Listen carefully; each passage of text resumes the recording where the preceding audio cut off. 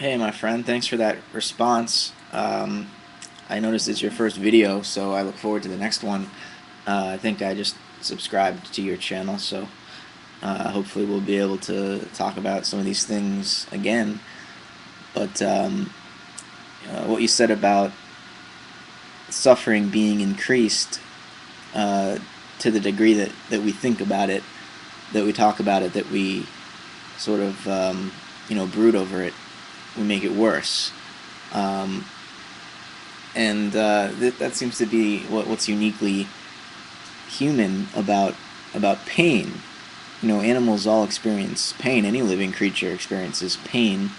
Even a single-celled organism will move away from a toxic environment. Um, but when you get up to higher mammals and human beings, what you start to see is the organism will learn what types of situations to avoid in order to minimize pain, and it does this by thinking about pain. And thinking about pain is suffering, you could say. Um, and the human obsession with death is probably the root of all of our existential angst and uncertainty, and it's really what makes life, on the one hand, worth living, but on the other hand, a great burden.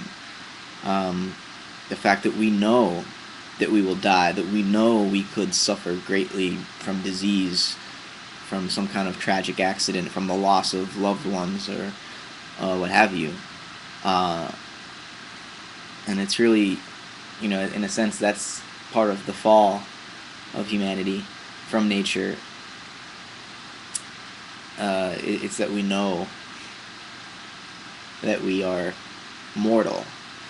Um, and the fact that this may all be a matrix doesn't really diminish that suffering. It doesn't really eliminate it, but it can put it into a different perspective. It can recontextualize it, because when you see that, uh, you know, the three-dimensional world that our senses and our language presents to us is not what it appears to be, it can, in a sense, be freeing. We don't want to transcend any of this, because as much pain as is involved in being alive, there is just as much beauty, just as much love and kindness, and life is just as wonderful as it is terrible or terrifying. And in a sense, being terrified is really the only appropriate response one could have to the awesomeness of our existence, right?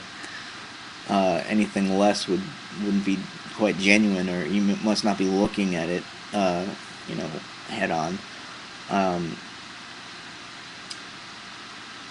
and you said that as you grow up, as you're first born, you see the world um, as though through a translucent box. And maybe I can alter the metaphor slightly and say, originally, as infants, our body is kind of transparent, in that we don't identify with it. We just, reflexively move around and learn to grapple with our embodied existence. And then soon we start to identify with our bodies. We realize its limitations. Um, and, basically our mind is a function of our body. I'm not reducing the mind to the body, but, if you've watched any of my other videos, I'm not suggesting that. But uh, learning to think, learning to perceive the world is a function much like learning to get up and walk around. And when we first learn to perceive and think about the world, we definitely do see only ourselves.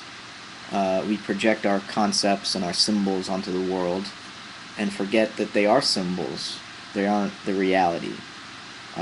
We mistake our concepts for the concreteness of the world itself. And that's a necessary step, but it grows to be frustrating when you realize that that's what you do, and then perhaps there's a further stage of development where you do see that the world is not what it appears.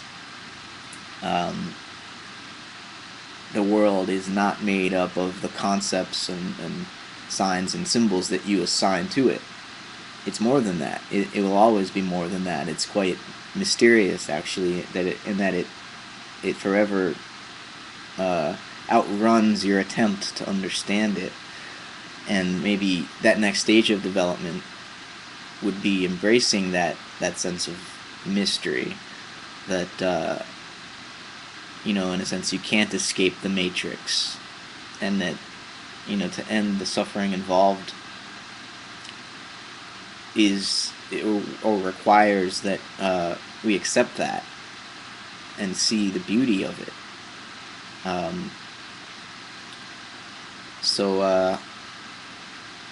Yeah, thanks again for your response, and let me know your name in your next video, which I hope is soon. So take it easy, man.